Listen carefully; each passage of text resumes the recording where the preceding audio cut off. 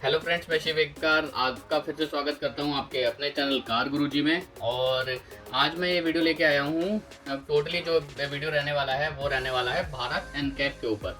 Bharat NCAP मैं आपको बता देता हूं, एक जो इंडियन जो क्रैश टेस्ट रेटिंग है वो होने वाली है अब इंडिया में ही। जैसे कि आप अभी तक सुनते थे कि ग्लोबल एनकैप में किस कार ने कितना सेफ्टी में कितना रेट किया है, मतलब आउट ऑफ 5 स्टार कितने स्टार उसको मिले हैं। जैसे कि अल्ट्रोज या फिर आपकी स्कॉर्पियो, ये सारी क्या 5 स्टार रेटेड कार हैं। तो मतलब इसको अडल्ट सेफ्टी में 5 स्टार मिले हुए हैं, मतलब सेफेस्ट कार हैं।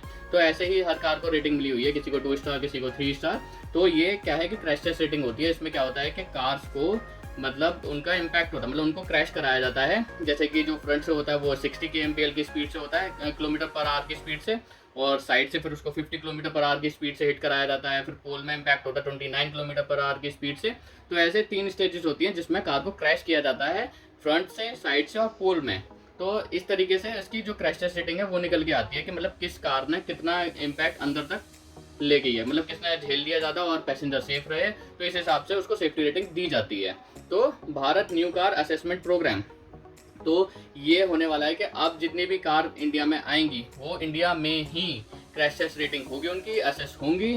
तो असेसमेंट उनका इंडिया में ही होगा। इसका मतलब ये है कि ये गुड न्यूज़ है। एक इसका गुड न्यूज़ मैं इसलिए बोल रहा हूँ क्योंकि अब क्या है कि अभी तक हमें ज़्यादातर कारों की क्रैश टेस्ट रेटिंग नहीं मिलती थी, और उसका रीज़न ये था क्योंकि वो पड़ती थी बहुत ज़्यादा कॉस्टली। क्योंकि क्या है कि कोई भी कार आपको अगर क्रैश टेस्ट करानी है जो इंडिया में मैन्युफैक्चर हो रही है तो उसको सबसे पहले यूके शिप करना पड़ता था।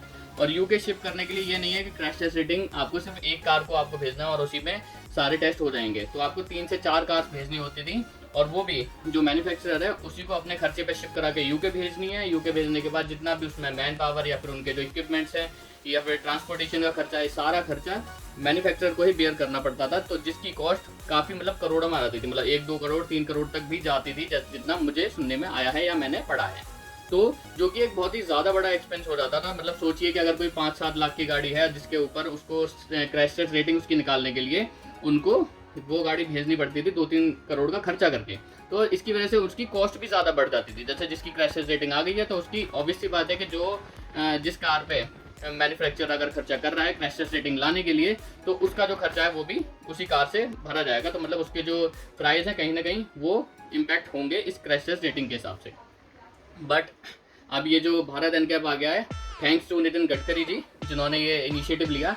अब इसकी वजह से क्या होगा कि जो क्रैश टेस्ट रेटिंग आएगी, एक तो आएगी इंडियन रोड कंडीशंस के हिसाब से, ठीक है। और दूसरी चीज़ ये है कि जो उसका क्रैश टेस्ट रेटिंग का जो कॉस्ट था अब अप्रॉक्सीमेटली 75% तक कम आएगा। मतलब ट्रांसपोर्टेशन का कोई खर्चा नहीं है, वॉलंटियरी, मतलब वॉलंटियर करके जो भी कार मेकर, वैसे ज़्यादातर कार मेकर जो भी हैं, महिंद्रा, टाटा, मारुति और आपकी ह्यूंडई, होंडा, इन सब ने, स्कोडा, इन सभी ने अपनी मंजूरी दे दी है भारत एनकैप को, और ये लोग राज़ी हो गए हैं अपनी कार भेजने के लिए। और ऑलरेडी इन्होंने मेंशन कर दी हैं ये सब, इन सब कार मेकर्स ने मिलकर 30 कार क्रैश टेस्ट रेटिंग के लिए भेजने के लिए ऑलरेडी गवर्नमेंट को बोल दिया है। और जिसमें कि मुझे मारुति का भी बहुत अच्छा लगा कि मारुति ने भी एक इनिशिएटिव लिया है, और उसके जो एग्जीक्यूटिव हेड हैं मारुति के, उन्होंने ये बोला है कि हम अपनी 3 कार, जी हाँ 3 कार वो लोग क्रैश टेस्ट रेटिंग के लिए भारत एनकैप को देने वाले हैं। और ये जो भारत एनकैप है इसके जो क्रैश टेस्ट रेटिंग सेंटर होंगे वो कई जगह पर अभी बनाए जा रहे हैं और काफ़ी जगह पर तैयार भी हो गए हैं। वैसे जो मेन जो होने वाले हैं वो होने वाले हैं पुणे, चेन्नई और गुड़गांव में। तो इन 3 जगह पे ये क्रैश टेस्ट रेटिंग मतलब क्रैश टेस्ट होंगे, और उसके बाद आपको रेटिंग दी जाएगी शुद्ध देसी, मतलब आपको इंडियन रोड कंडीशन के हिसाब से रेटिंग मिलेगी। अब ऐसा कुछ नहीं है, ग्लोबल एनकैप में जो रेट किया है वही आपको मानना पड़ेगा कि हाँ भाई जो वहाँ पे अगर अच्छा परफॉर्म किया तो यहाँ पे अच्छा करेगी। देखिए रोड कंडीशन के हिसाब से अलग अलग चीज़ें हो जाती हैं। तो ये बहुत ही अच्छी न्यूज़ है। तो अब बात कर लेते हैं कि ऐसी क्या ज़रूरत पड़ गई कि भारत एनकैप गडकरी जी को लॉन्च करना पड़ा। एक तो देखिए कॉस्ट इफेक्टिव हो गया ये, ठीक है। दूसरी चीज़ के अभी तक जिस भी कंट्री में, भारत 5वीं ऐसी कंट्री है जिसका ये एनकैप खुद का है, मतलब क्रैश टेस्ट जो असेसमेंट प्रोग्राम है खुद का है कंट्री का। 5वीं ऐसी कंट्री बन गया है भारत। पर भारत को ऐसी क्या जरूरत पड़ी, क्योंकि अभी तक ग्लोबल एनकैप में भेज के हम लोग क्रैश टेस्ट रेटिंग ले ही रहे थे। तो इसका रीज़न ये है कि एक तो कॉस्ट इफेक्टिव है, दूसरा अभी जितने भी आप देखेंगे कि एक्सीडेंट्स होते थे तो उसमें जो रोड एंड ट्रांसपोर्ट मिनिस्ट्री के जो सेक्रेटरी थे अनुराग जैन जी, उन्होंने ये बताया कि जो बाहर जो एक्सीडेंट्स होते हैं उन एक्सीडेंट्स के मुकाबले भारत में जो जाने जाती हैं वो कम स्पीड पे चली जाती हैं। मतलब अगर मानिए बाहर तेज स्पीड में कोई कार क्रैश होती है, अगर दूसरी कार से या किसी ट्रक से या किसी वॉल से पूल से कुछ भी एक्सीडेंट होता है, तो उसमें कैजुअलिटी के चांसेस बहुत ही कम होते हैं, और जहाँ की इंडिया पे कम स्पीड में भी लोगों की जान चली जाती है। तो इसका सीधा सा एक रीज़न था सेफ्टी, जिसकी वजह से लास्ट ईयर सितंबर में नितिन गडकरी जी ने खुद ये बोला भी था कि इंडिया के जो मिडिल क्लास लोग हैं उनको अनसेफ कार बेचना बंद कीजिए। तो जितने भी कार मैन्युफैक्चरर्स थे उनको सीधा सीधा एक ये मैसेज दिया था उन्होंने कि हाँ, अपनी सेफ्टी रेटिंग्स पर भी ध्यान दीजिए और सेफ कार बनाने के लिए थोड़ा सा अप्रोच करिए। हालांकि इस क्रैश टेस्ट में आपको वॉलंटियरी कार देनी है, जैसा कि मैंने आपको अभी बता ही दिया, बट इससे फिर भी काफ़ी हद तक ऐसा सुधार आया, क्योंकि क्या है कि इससे एक तो अवेयरनेस बढ़ेगी हम इंडियंस के अंदर, कि हमें पता चलेगा कि हाँ, कि एक क्रैश टेस्ट रेटिंग भी होती है और सेफ्टी भी कितनी मैटर करती है। तो जब ये अवेयरनेस बढ़ेगी तो लोगों की डिमांड बढ़ेगी सेफ्टी को लेके, और जब डिमांड बढ़ेगी तो ऑब्वियसली बात है कार मेकर्स को अपनी कारों को सेफ बनाना पड़ेगा, और जिससे फ़ायदा अल्टीमेटली हम लोगों को ही होने वाला है। तो इसमें है क्या, आप नितिन गडकरी जी को इतना देखिए, ऐसा होता है कि अब लोगों के मन में ऐसा सवाल आ रहा होगा कि जाने तो बहुत सालों से जा रही है, बट नितिन गडकरी जी का इसमें क्या है कि उसमें उन्होंने ऐसा इनिशिएटिव लिया एकदम से अभी।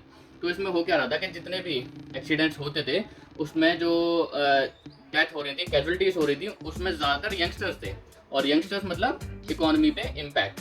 तो मतलब जो कि वो इनकम टैक्स भर रहा है और रिवेन्यू लेके आ रहा है, बाहर से भी कमा रहे हैं। तो ऐसे बहुत सारे केसेस थे जो जिसमें यंगस्टर्स की डेथ हो गई, जिसकी वजह से इकोनॉमी भी हमारे देश की इम्पैक्ट हो रही थी। तो जिसके चलते नितिन गडकरी जी ने यह फैसला लिया कि हमारे देश को एक खुद के असेसमेंट प्रोग्राम की ज़रूरत है, और जिसको अब लॉन्च किया जा रहा है 1 अक्टूबर को। 1 अक्टूबर 2023 बहुत ही ज़्यादा ऐतिहासिक होने वाला है हम सब के लिए, क्योंकि उस दिन हमारी सेफ्टी को लेकर हमारी गवर्नमेंट एक ऐसा कदम उठा रही है जो कि बहुत ही ज़्यादा सराहनीय है। मैं तो बहुत ही ज़्यादा प्रेज़ करता हूँ इस चीज़ को, क्योंकि मेरे लिए जो अभी भी है कार खरीदना, उसमें सबसे पहला जो मेरा पॉइंट होता है, जो पैरामीटर है, उस पर खरा उतरना गाड़ी को ज़रूरी है, जो कि है सेफ्टी। तो मेरे हिसाब से आप लोगों की भी यही प्रायोरिटी होनी चाहिए कि कार कैसी भी हो, फीचर एक बार को कम चलेंगे, पावर थोड़ी सी कम चलेगी, बट अनसेफ कार बिल्कुल नहीं चलेगी। तो ये चीज़ आप ध्यान रखिए कि सेफ कार होनी चाहिए। अब होता क्या है कि जैसे कि मैं पहले भी इस चीज़ पे वीडियो बनाता रहा हूँ, अनसेफ कार के ऊपर मैं वीडियो बना चुका हूँ, जिसमें काफ़ी लोगों ने मुझे कमेंट करके गालियाँ भी दी हैं और बहुत कुछ सुनाया भी है कि भाई हमारे पास इतना पैसा नहीं है, हमारे पास ये नहीं है, और हम क्या लेंगे, तू कौन है बोलने वाला, हमारा पैसा है, हम जैसे भी चाहें खर्च करेंगे। तो अभी भी बहुत से लोग मुझे गाली देंगे इस चीज़ को लेके। तो देखिए, बिल्कुल आपका पैसा है और जान भी आपकी ही है, जाएगी तो आपकी जाएगी, पैसा जाएगा तो आपका जाएगा। देखिए, अगर कहीं मैं आई विश किसी के साथ ऐसा ना हो, अगर आप अनसेफ कार लेते हैं तो देखिए एक्सीडेंट होगा, कार आपकी ख़त्म होगी, जान आपकी जाएगी, जान आपके फैमिली मेम्बर्स की जाएगी, मेरा कुछ नहीं जाएगा। मैं बस इतना बता सकता हूँ कि हाँ, आपको प्रायोरिटी पर क्या चीज़ रखनी चाहिए। ज़िंदगी में मज़े आप थोड़ी सी कम स्पीड पर भी ले सकते हैं, बट बिना जब जान नहीं रहेगी ना, तो मज़े आप नहीं ले पाएंगे। तो मेरा सीधा सा मानना ये है, बाकी आपको जो लगता हो आप बोल सकते हैं कमेंट में, you are free to say anything. आप कमेंट करके बता सकते हैं आपको मेरी बात अच्छी लगी या नहीं लगी, और जिन लोगों को मेरी बात अच्छी लगी और जो मेरी बात से सहमत हों कि हाँ सेफ्टी हमें प्रायोरिटी रखनी चाहिए, वो ज़रूर कमेंट में आके ऐसा कमेंट करें कि हाँ सेफ्टी कम फर्स्ट। और जिनको लगता है कि हाँ सेफ्टी पहले नहीं है प्रायोरिटी, पहली परफॉर्मेंस होनी चाहिए, तो उनके लिए तो भगवान ही मालिक है उनका और उनकी सोच का भी। तो मैं उनसे कुछ नहीं कहना चाहूँगा, हाथ जोड़ के विनती करना चाहूँगा कि बस इस सोच को थोड़ा बदलो, क्योंकि सेफ्टी जान है तो जहान है, और उसके बाद ही आप जान रहेगी तो ही मज़े ले पाएंगे कार चलाने के। जान ही नहीं रहेगी तो कार क्या चलाएंगे और मज़े क्या लेंगे। तो चलिए इस चीज़ को यहीं छोड़ते हैं और आगे बात करते हैं। आगे जो मैं बताने वाला हूँ ये आप बहुत से लोग जाके गूगल पे चेक भी कर सकते हैं। एक सेव लाइफ फाउंडेशन करके एनजीओ है, जिसने कि जो जितने भी एक्सीडेंट्स हुए थे उनको एनालाइज किया, और उन एनालिसिस के बेसिस पे जो रिजल्ट्स आए मैं वो आपको बता देना चाहता हूँ एक बार पहले।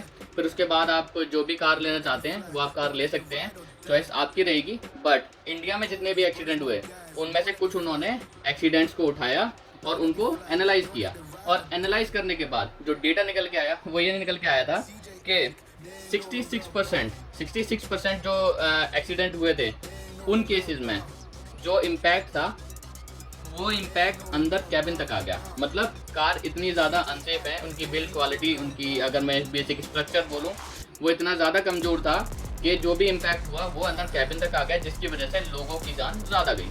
कैबिन तक इम्पैक्ट आएगा, ऑब्वियस सी बात है अंदर के लोगों को नुकसान होगा और उनकी जान जाएगी। तो 66% केसेस में ऐसा हुआ है कि वो अनसेफ कार थी। अनसेफ कार्स में ही जान गई हैं। ये कैजुअलिटीज जिनमें हुई है उन केसेस को उन्होंने एनालाइज किया है। इसके बाद जब उन्होंने एक और पैरामीटर देखा कि हाँ चलिए, एक तो ये हो गया कि बिल्ड क्वालिटी थोड़ी सी डिग्रेडेड है, उसके बाद काफ़ी लोगों की जान इसलिए गई। 30% केसेस में ऐसा हुआ कि लोगों की जान इसलिए चली गई क्योंकि जब एक्सीडेंट हुआ, कोलैप्स हुई कार, तो सीट्स ही डिफॉर्म हो गई। मतलब क्वालिटी सीट्स की इतनी ज़्यादा डिग्रेडेड थी कि जब इम्पैक्ट हुआ तो सीट डिफॉर्म हो गई और लोगों की मतलब बैकबोन वगैरह टूट गई और जो भी हुआ उनकी जान चली गई जिसकी वजह से। तो आप देख सकते हैं कि मतलब सीट भी, कंफर्ट भी यहाँ मैटर करता है। जो आपको लगता है ना कि हाँ, अगर आप सोचते हैं कि कार की बिल्ड क्वालिटी मैटर नहीं करती है, इंटीरियर हो चाहे एक्सटीरियर हो, हर जगह क्वालिटी मैटर करती है, चाहे वो सीट्स हो चाहे आउटर शेल हो। तो इसके बाद 30% केसेस ऐसे थे। हाँ, उसके बाद 30% केसेस में सीट डिफॉर्म हो गई और बाकी कुछ 30% केसेस ऐसे भी निकले जिसमें कि ऐसा पाया गया कि वो जो एक्सीडेंट हुए वो टाले जा सकते थे, बट वो टले इसलिए नहीं क्योंकि उन गाड़ियों में ABS नहीं था। तो ऑटोमेटेड ब्रेकिंग सिस्टम जो कि एक कार को बहुत ही ज़्यादा स्टेबिलिटी देता है और कंट्रोलिंग अच्छी देता है कार को, वो चीज़ मिसिंग थी हमारे इंडियन कार्स में। तो जो कि अभी BS6 से आपने देखा होगा कि ये नॉर्म आ गया था कि ABS, EBD और 2 ईयर बैग मैंडेटरी कर दिया था गवर्नमेंट ने कि आपको अगर इंडियन मार्केट में अपनी कार बेचनी है तो ये 3 चीज़ें आपको स्टैंडर्ड करनी होगी, चाहे वो बेस मॉडल है चाहे आपका वो टॉप मॉडल है। ये चीज़ें मैंडेटरी हैं। ABS आपको देना ही होगा, EBD आपको देना ही होगा और 2 ईयर बैग आपको देने ही होंगे। तो ये 3 चीज़ें मैंडेटरी कर दी गई थी उसके बाद से। तो इस NGO को जाके आप इसका डेटा देख सकते हैं और इस NGO को आप जाके चेकआउट भी कर सकते हैं जिन लोगों को मेरी बातों पे अगर शक हो रहा है तो। इसके बाद जो मैंने आपको बताया कि ये सारे डेटा निकलने के बाद नितिन गडकरी जी ने सारे डेटा को एनालाइज किया अच्छे से, जिसकी वजह से पता चला कि हाँ, हमारी इकोनॉमी को इम्पैक्ट कर रहे हैं ये एक्सीडेंट्स, क्योंकि हमारा जो यूथ है वो ही सबसे ज़्यादा मतलब ड्राइविंग एंथुसियास्ट हैं, जो कि तेज़ चलाते हैं और इन कमियों की वजह से उनकी जान जाती है। तो उन कमियों को दूर करने के लिए कार मेकर्स के साथ मिलके उनकी सहमति के साथ, मैं यहाँ पे बहुत ज़्यादा थैंक यू बोलना चाहूँगा जितने भी कार मेकर्स हैं इंडिया में, चाहे वो महिंद्रा है, टाटा है, स्कोडा है, hyundai है, होंडा है, मारुति भी है। मैं हर किसी को थैंक यू बोलना चाहूँगा क्योंकि इन सब ने ही अपनी सहमति दी है भारत एनकैप को और 30 कार ऑलरेडी रजिस्टर करा दी हैं क्रैश टेस्ट के लिए और मारुति ने तो 3 कार कराई हैं, जो कि मेरे लिए थोड़ा सा शॉकिंग है, बट लेट्स सी क्या होता है। तो ये बहुत ही अच्छा इनिशिएटिव है। मैं कहूँगा कि और कंपनियों को भी अपनी ज़्यादा से ज़्यादा कार क्रैश टेस्ट के लिए भेजनी चाहिए और मैंडेटरी नहीं है तो क्या हुआ। और हम लोगों को सबसे पहले ये चीज़ करनी चाहिए कि हमारी जो पहली प्रायोरिटी है, पहली डिमांड होनी चाहिए कार से, वो सेफ्टी होनी चाहिए। बाकी परफॉर्मेंस और बाकी सारी चीज़ें तो सेकेंडरी हैं। सबसे पहले हमें सेफ्टी पे ध्यान से ही एक कार लेनी चाहिए, अगर स्पेशली हम जब एक फैमिली कार देखते हैं। तो ये था पूरा, आपको मैंने बताया कि कैसे क्रैश टेस्ट होने वाले हैं इंडिया में। हम एक 5वीं ऐसी कंट्री बनने वाले हैं जिसका खुद का क्रैश टेस्ट होगा, मतलब क्रैश टेस्ट असेसमेंट प्रोग्राम होगा और हम लोग खुद ही अपने रोड कंडीशंस, अपनी वेदर कंडीशंस और हर किसी के हिसाब से गाड़ियों की क्रैश टेस्ट रेटिंग कर पाएंगे और अपने यूथ को और अपने यहाँ अपनी फैमिलीज़ को ज़्यादा अच्छे से प्रोटेक्ट कर पाएंगे रोड्स पर। तो ये वीडियो आपको कैसा लगा? इन्फॉर्मेशन अगर आपको अच्छी लगी हो तो वीडियो को लाइक कर देना और जो लोग मेरी बात से सहमत करते हो कमेंट करके ज़रूर बोलिएगा, सेफ्टी कम फर्स्ट। और आपको कौन सी कार अच्छी लगती है ये भी कमेंट करके मुझे बताइएगा और आपके पास कौन सी कार है। और मिलते हैं ऐसे ही किसी अगले वीडियो में एक ऐसी इन्फॉर्मेटिव वीडियो के साथ, इन्फॉर्मेशन के साथ। तब तक के लिए thank you so much for watching. Have a good day.